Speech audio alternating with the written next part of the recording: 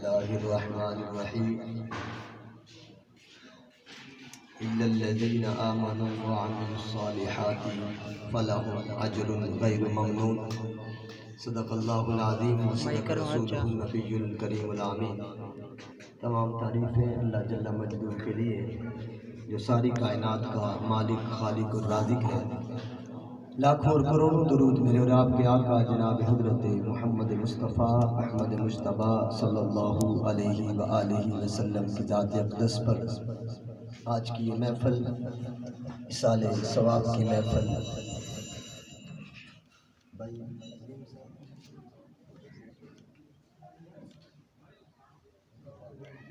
بھائی عظیم صاحب کی والدہ، بھائی جاوید یا جتنے بھی بھائی ہیں ان کی والدہ فوت ہوئی ہے، انہوں نے اپنی والدہ کی اصال ثواب کے لیے یہ 40ویں کی محفل کا اہتمام کیا ہے۔ دعا ہے اللہ تبارک و تعالی ہم سب کا آنا، ان کی اولاد کا اپنی والدہ کے ساتھ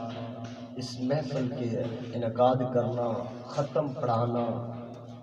اہل محلہ علاقہ کو جمع کر کے اجتماعی دعا کا اہتمام کرنا اللہ قبول فرمائے۔ قرآن مجید فرقان حمید کی آیات بینات تلاوت بھی کی ہے۔ جو صاحب ایمان ہے دنیا کے اندر، اللہ ان کا تذکرہ قرآن میں بیان فرماتا ہے کہ صاحب ایمان بندہ الا الذین آمنوا، جس شخص نے ایمان لایا، وعملوا الصالحات، اور اس کے بعد فقط ایمان لانے کا حکم نہیں دیا بلکہ فرمایا اس کے بعد انہوں نے عمل بھی اچھے کیے۔ جس نے ایمان لایا اور ایمان لانے کے بعد اس کے عمل اچھے تھے، اعمال صالح کیے، الا الذین آمنوا وعملوا الصالحات فلہم اجر غیر ممنون۔ اللہ قرآن میں ارشاد فرماتا ہے کہ مومن ہو پھر عمل اچھے کرتے رہو، دنیا کے اندر بھی اللہ کا اجر اسے ملتا ہے نیک عمل کا، زندگی میں بھی نیک اعمال کا اللہ اجر عطا فرماتا ہے۔ فَلَهُمْ أَجْرٌ غَيْرُ مَمْنُونٍ، اور اللہ ارشاد فرماتا ہے کہ بندہ دنیا میں ہو تب بھی اجر ہے،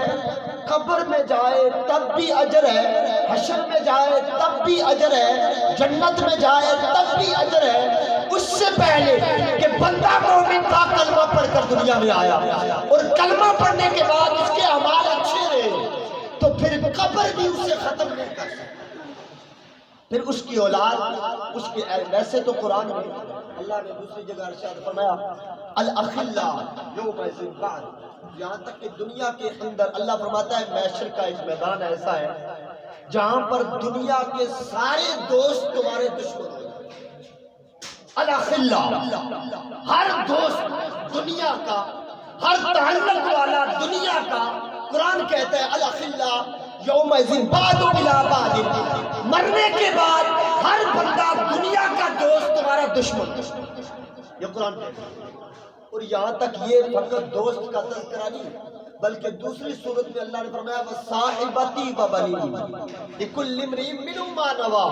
تمہاری ماں اور باپ بھی محشر کے میدان میں تمہارے دشمن، ماں اور باپ، تمہاری اولاد بھی تمہاری دشمن ہوگی، وَأُمِّهِ وَأَبِيهِ، تمہارے بہن بھائی بھی تمہارے دشمن ہوگے۔ وہ اولاد جس اولاد کے لیے تم نے مشقتیں کی، وہ اولاد بھی محشر کے میدان میں دشمن ہوگی۔ قرآن نے کہا کہ تمہاری دوست بھی تمہارے دشمن ہو جائیں گے، اولاد بھی تمہاری دشمن ہو جائے گی، ماں باپ بھی تمہارے دشمن ہو جائیں گے، بہن بھائی بھی تمہارے دشمن ہو جائیں گے، فقط محشر کے میدان میں دوست تمہارا ہوگا الی المتقین، جو دنیا میں تقوی والا تھا اور جس اسلامی تعلق جو تم نے بنایا، نیک سے تعلق جو تم نے بنایا، صالح سے تعلق جو تم نے بنایا، وہ نہ دنیا میں ختم ہوگا، نہ قبر میں ختم ہوگا، نہ حشر میں ختم ہوگا۔ یہاں پر حضور کی مجلس آج کی تاریخ میں ہماری یہ جو محفلیں ہوتی ہیں بہت زیادہ ہے، اور جس طرح معاشرہ بڑا جدید ہے، ہر بندہ بڑا صاحب با کمال ہے، اور یہ گمان کرتا ہے کہ مجھ سے زیادہ چلاک بھی کوئی نہیں ہے، مجھ سے زیادہ ہوشیار بھی کوئی بھی نہیں ہے، مجھ سے زیادہ دانا بھی کوئی بھی نہیں ہے، میں سب سے زیادہ افضل اور بالا ہوں، اور اپنے آپ میں ہی بہت بڑا آدمی ہوتا ہے، لیکن اسے سمجھ نہیں ہوتی اللہ کے نزدیک سب سے بڑا شخص وہ ہے جس کے اندر عاجزی اور تقوی۔ ایمان لانے کے بعد اگر اس نے ایمان لایا الذین آمنوا وعملوا الصالحات، تو اللہ کہتا ہے ایمان لانے کے بعد تقوی بھی آیا۔ اور بعض قلوب ایسے ہیں، یہ ضروری، بعض لوگ یہ ساری نمازیں بھی بندے کو بخشوائیں گی نہیں، بندہ نماز بھی پڑھے اور ہو بھی رکھا اکھڑا ہوا، پڑوسی بھی تنگ، محلے والے بھی تنگ، دوست احباب بھی تنگ، رشتہ دار بھی تنگ، نماز پڑھنے کا بھی فائدہ نہیں۔ نماز تو بندے کے اندر ایک ایسا تقوی لے کر آتی ہے، ایسا اخلاق اعلیٰ لے کر آتی ہے کہ بندہ نماز پڑھے پھر اگر کسی سے ملے تو وہ ملاقات ظاہر کرتی ہے کہ یہ مومن ہے۔ یہ نہیں کہ نماز پڑھی اور جس سے ملا اس کو کئی دن اس کے جسم میں یہ بڑاس رہی کہ یہ مجھ سے کیا کر چلا گیا، اور کہنے والا بھی گمان یہ کرتا ہے کہ میں فلاں مجلس میں فلاں کو ملا ہوں، میں ایسی سنائی ہے کہ وہ زندگی یاد رکھے۔ مقابلہ بازی ضدین دنیا کے اندر، یہ صاحب ایمان کے اندر نہیں ہے۔ اور پھر حضور کی مجلس لگی تھی، ہمارے آج کے معاشرے کے اندر ہمارا مانگنے کا سلیقہ بھی یہی ہے، یہ مجلس ہو نا، والدین سے، ماں باپ سے، دوست احباب سے، اہل محلہ سے، بزرگان دین سے ہم اس مجلس میں جاتے، اور اگر اس مجلس میں کوئی شخص آیا میلاد کی مجلس میں، اصال ثواب کی مجلس میں، دعا کی مجلس میں، تو ہزاروں اور رسول اللہ کی مجلس میں جا کر بھی محروم رہے۔ ابو جہل، ابو لہب، کتنے مدینے اور مکہ کے منافق تھے جو پیغمبر خدا کی مجلس میں بھی حاصل نہیں کر سکے۔ کیوں؟ اللہ کہتا فی قلوبہم مرض فزادہم اللہ مرضا، کچھ قلوب ایسے ہیں جن کے دلوں میں اللہ نے بیماریاں رکھی ہیں، ہدایت اور اصلاح کی بات ان کے اندر نہیں جاتی، ان کا قلوب اسے اگل دیتا ہے، ہدایت اور اصلاح وہ نہیں دے سکتا۔ حضور کی مجلس لگی ہوئی، صحابہ اکرام بیٹھے، ایک عرابی آیا دیہات سے، تو حضور نے اس عرابی کو دیکھا، وہ بڑے دور سے چل کر آیا رسول اللہ کی مجلس میں۔ ترمذی شریف کی حدیث ہے، حضور کی مجلس میں چلا کر آیا اور حضور نے اس کا حال دیکھا نا کہ بڑا تھکا ہوا ہے، دور سے آیا ہے، تو رسول اللہ صلی اللہ علیہ وسلم نے فرمایا کہ عرابی مانگ، اللہ کا پیغمبر کہہ رہا مانگ، کیا مانگتا ہے؟ رسول اللہ نے اس عرابی سے کہا مانگو، کیا مانگتے ہو؟ اس عرابی نے آگے پیچھے دیکھا نا، تو صحابہ کہتے ہیں کہ جب وہ عرابی کو رسول اللہ نے کہا نا عرابی مانگ کیا مانگتا ہے، تو صحابہ کہتے ہیں ہمارے جی میں آیا یہ کتنا خوش نصیب ہے جس سے پیغمبر خدا پوچھ رہے ہیں کہ مانگ کیا مانگتا ہے، پتہ نہیں یہ کیا مانگ لے گا اللہ کے پیغمبر سے۔ اتنی بڑی ڈیمانڈ اللہ کے پیغمبر نے دے دی کہ مانگ کیا مانگتا ہے۔ جب اس عرابی سے رسول اللہ نے کہا نا کہ مانگ کیا مانگتا ہے، تو اس نے، ہمارا حال بھی آج یہ ہے، اس شخص نے رسول اللہ سے کہا یا رسول اللہ میں بڑے دور سے آیا ہوں، پیادل چل کر آیا ہوں، سفر کے لیے سواری کوئی نہیں ہے، یا رسول اللہ اگر آپ مجھے ایک سواری دے دینا تو میں واپس جاتے ہوئے مجھے آسانی ہو جائے۔ رسول اللہ صلی اللہ علیہ وسلم، ترمذی کی حدیث ہے، حضور نے اس کے چہرے کی طرف دیکھا اور مسکرائے اور کہتے ہیں صحابہ اس شخص کا حال تو حضرت موسیٰ کے دور کی اس بڑھیا سے بھی بدتر ہے۔ حضرت موسیٰ علیہ السلام کے دور کی اس بڑھیا سے بھی اس شخص کا حال بدتر ہے کہ یہ وہ شخص، دوسری روایت میں آتا ہے کہ رسول اللہ صلی اللہ علیہ وسلم نے اس شخص سے دوبارہ کہا اچھا تجھے سفر کے لیے اونٹ دے دیا، اب اور مانگ کیا مانگتا ہے؟ تو اس شخص نے کہا یا رسول اللہ اونٹ تو مل گیا، سواری تو مل گئی، اب اگر مجھے کھانے پینے کے لیے کچھ دینار مل جائے، کچھ خردنوش مل جائے تو میرا سفر کے اندر بھوک لگے گی، میں کھانا کھا لوں گا، مجھے وہ پیسے دے گا۔ تو حضور نے اسے وہ بھی عطا کی اور فرمایا اس شخص کا حال حضرت موسیٰ کی اس بڑھیا سے بھی بدتر ہے۔ پھر وہ واقعہ رسول اللہ نے بیان فرمایا کہ حضرت موسیٰ کو اللہ نے حکم دیا، اللہ نے پیغام دیا پیغمبر آپ جاؤ بصرہ کے اندر، اس علاقے کے اندر جہاں حضرت یوسف کا تابوت ہے اسے نکال کر تبدیل کر ڈالو۔ حضرت موسیٰ اس بستی میں پہنچے نا تو ان لوگوں سے پوچھا آپ کو میں سے کسی کو پتا ہے کہ حضرت موسیٰ کا روزہ کہاں ہے، آپ کا مزار کہاں ہے، آپ کی قبر کہاں ہے؟ آپ کی تدفین کہاں ہوئی ہے؟ وہ لوگوں نے کہا ہمیں تو خبر نہیں، ہمارے محلے میں ایک بڑھیا رہتی ہے، اس بڑھیا کی عمر 100 سال سے زیادہ ہے، اسے خبر ہے کہ پیغمبر خدا کی قبر کہاں ہے، وہ آپ کو بتا سکتی ہے۔ حضرت موسیٰ اس بڑھیا کے گھر چلے گئے، وہ بڑھیا اپنے کمرے میں اللہ اللہ کر رہی تھی۔ حضرت موسیٰ نے جا کر کہا کہ اے بڑھیا، میں اللہ کا پیغمبر موسیٰ ہوں، میں آپ کے پاس آیا ہوں، آپ پرانی عمر کی عورت ہے، مجھے بتائیں حضرت یوسف کا مزار کہاں ہے، قبر کہاں ہے، میں اسے یہاں سے تابوت کو لے کر جانے کے لیے اللہ کی طرف سے حکم ہے۔ حضرت موسیٰ نے اس بڑھیا سے پوچھا نا، اس نے کہا ہاں مجھے پتا ہے مزار کہاں ہے، لیکن بتاؤں گی اس وقت تک نہیں جب تک آپ میرے ساتھ ایک وعدہ نہ کر لیں۔ ایک بات ہے، میری وعدہ ہے، اگر وہ وعدہ آپ پورا کریں میں آپ کو بتاؤں گی کہ حضرت یوسف کا مزار کہاں ہے۔ جب پوچھا نا حضرت موسیٰ نے بتا کیا تیری شرط ہے، کیا تیرا وعدہ ہے، اس نے کہا میں حضرت اللہ کے آگے دعا کریں قیامت کے روز محشر کے میدان میں اللہ میرا گھر جنت میں موسیٰ کے گھر کے قریب بنا دے۔ اس بڑھیا کی یہ ڈیمانڈ تھی، یہ مانگا اس نے، کہا اے اللہ کے پیغمبر میں یہ چاہتی ہوں جنت کے اندر جب مجھے جنت دی جائے گی نا، جنت کے اندر میرا گھر موسیٰ کے گھر کے قریب ہو۔ رسول اللہ صلی اللہ علیہ وسلم مسکرا کر کہتے اس شخص کا تو حال موسیٰ کے دور کی اس بڑھیا سے بھی بدتر ہے، وہ اس سے بھی افضل ہے۔ اس نے مانگا پیغمبر سے تو کیا، جنت میں خلافت پیغمبر نے کیا مانگا، اور یہ شخص کا مانگ رہا ہے مجھے سفر کے لیے سواری چاہیے۔ رسول اللہ نے فرمایا ہمارا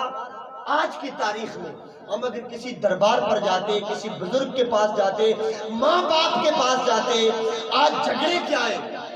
دنیا کے اندر، زمین جائیداد کے جھگڑے، پراپرٹی کے جھگڑے، دنیا کے مال و متاع کے جھگڑے، اور یہ جھگڑے کن لوگوں میں آتے ہیں یہ بھی یاد ہے۔ اللہ نے قرآن کی آیات نازل فرمائی اور اللہ نے فرمایا جب بنی یہود و نصارہ تھے نا تو ان کے اندر یہ جھگڑے اور اختلاف، تنازعات زمین اور جائیداد تھے، مال و متاع کے یہ جھگڑے، اللہ کی طرف سے عذاب تھا ان لوگوں پر، حماس ان کے اندر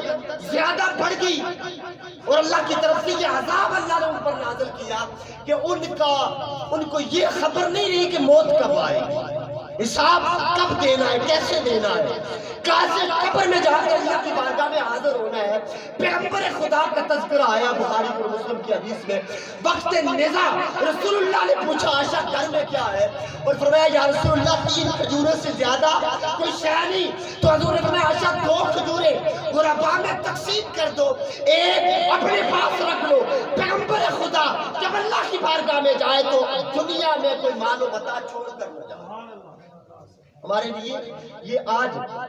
بھائی عظیم صاحب کی والدہ یا بھائی امجد سب جتنے بھی بھائی ہیں ان کی والدہ فوت ہو گئی، وہ دنیا سے چلی گئی، اولاد انہیں کیا دے سکتی ہے؟ اگر دنیا کے اندر جو کچھ بھی ان کی اولاد کرے نا، ان کی والدہ کو نفع نہیں ہے، ان کی والدہ کو نفع اس دعا کا ہے، اس محفل کا ہے، اس اجتماعی دعا کا ہے، اور اپنی والدہ کی حضور نے فرمایا جس نے ماں اور باپ کی قبر کی زیارت کی اللہ ایک حج 2 عمرے کا ثواب عطا فرما دیتا ہے۔ اور یہاں پر ان کی والدہ کو جو قبر میں اجر دیا جائے گا، جو ان کی والدہ کو قبر میں مقام اور مرتبہ اپنی اولاد سے ملے گا، اس کا ان کو اللہ تبارک و تعالیٰ ان کی والدہ کو اس بات کا اجر عطا فرمائے گا۔ اس کے علاوہ دنیا کے جتنے بھی امور ہیں، جتنی بھی ان کی اولاد کے معاملات ہیں، ان کو والدہ کو اللہ اجر نہیں عطا فرمائے گا۔ اور ایک روایت میں آتا ہے کہ جب اولاد اپنے ماں باپ سے محبت کی ایک نگاہ اٹھاتی ہے، اللہ تبارک و تعالیٰ اس محبت کی نگاہ کے صدقے ان کی اولاد پر اپنا فضل فرما دیتا ہے۔ اس لیے ہماری یہ محفل اصال ثواب کی 40ویں کی ان کا خاص مقصد یہ ہوتا ہے کہ اس محفل کے اندر اصلاح کی بات کی جائے، اللہ اور رسول کی بات کی جائے۔ مجھے بتایا بھی گیا ہے کہ جن کی آج دعا کی جا رہی ہے، ان کی فوتگی ہو گئی ہے، انہوں نے 11 بجے دعا بھی کرنی ہے، وہ اس لیے محفل کو جلدی وہ ختم کریں گے، 11 بجے انشاءاللہ ہم دعا بھی کریں گے۔ میں نے بھی آنا تھا ایک جگہ، ان کی دعا تھی، میں نے کہا چلو حاضری ہو جائے، تو اللہ تعالیٰ ان کے اس محفل کا اجر ان کی والدہ کو عطا فرمائے۔ اور کوشش کریں کہ ہماری ان محفلوں سے ہمیں کیا سبق ملے. میں نے جو آیات پڑھی الا الذین آمنوا وعملوا الصالحات، بندے کے اندر ایمان موجود ہو، بندے کے اندر دین موجود ہو، اسلام موجود ہو، اور اس کی اللہ تبارک و تعالی الا الذین آمنوا وعملوا الصالحات، یہاں تک کہ بندہ ایمان والا ہو، اس کا عمل اچھا ہو تو اس کو قبر میں بھی اور آج کی تاریخ میں بھی ایسا ہوا نا جو اس طرح آج کی تاریخ میں بھی یہ کروڑ ڈیم ہے جو بنایا گیا چائنا نے، وہاں سے قبرستان کو اکھیڑا نا تو کچھ لوگوں کی 100 سال پرانی قبریں اکھیڑی گئی. ایک گڑیا تھی، اس کے بارے میں مجھے بتایا کہ وہاں سے اس گڑیا کی تقریباً 8 سال کے بعد قبر کو اکھیڑا گیا اور قبر سے اس گڑیا کی لاش سلامت تھی، اس کا کفن بھی میلا نہیں ہوا تھا. یہ کروڑ کی بات ہے، قریب یہ دور کی بات نہیں. اور تو تاریخ کی کتابوں میں جو پہلے جتنے بھی واقعات ہیں یا پہلے جتنی بھی احادیث اور روایت میں ملتی ہیں، قرآن اسی پر قرآن کی آیات ہے کہ فرمایا الا الذین آمنوا وعملوا الصالحات، بندے کے اندر ایمان لانے کے بعد اس کا دل ڈگمگایا نہیں، وقت نماز آیا اور اس کے دل میں خیال یہ نہیں آیا کہ کوئی بات نہیں بخشا جاؤں گا، کوئی بات نہیں، جھگڑا بھی کر لیا، اختلاف بھی کر دیا، حسد بھی کر لیا، بغض بھی کر لیا، محلے پڑوسی کو تنگ بھی کر لیا، جائیداد بھی کسی کے ناجائز ہڑپ کر لی، اور پھر اس کا